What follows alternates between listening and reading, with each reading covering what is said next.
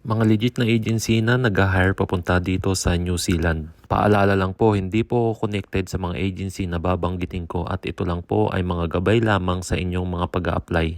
Una ay ang Skyborn International Incorporated. Bukod sa New Zealand, sila rin po ay nagre-recruit papuntang Taiwan, Japan. Puntahan lang ang kanilang Facebook page at ang kanilang official website para sa ibang job opening. Makikita nyo nga sa kanilang Facebook page ang ilan sa mga napapunta na nila dito sa New Zealand. Mag-ingat at manigurado na legit agency lamang ang inyong ina-applyan.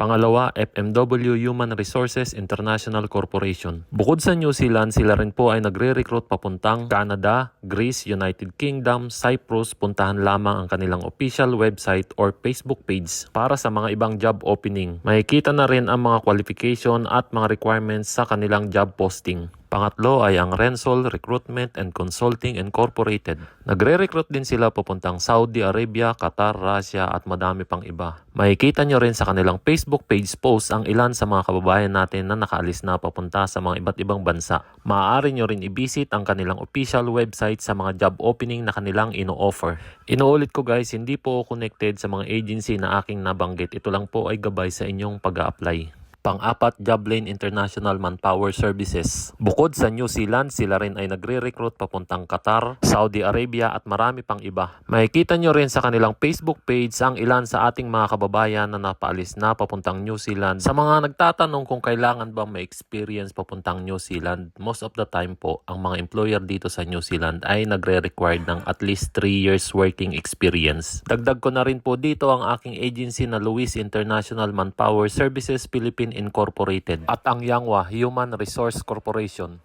Silang dalawa po ang tumulong sa akin para makapunta at makapagtrabaho dito sa New Zealand. Inuulit ko po, hindi po connected sa mga agency na aking nabanggit. Ito lang po ay gabay sa inyong pag-a-apply. Ugaliin lang po natin i-check ang kanilang official website o kaya naman ang kanilang Facebook page para sa iba pang job opening.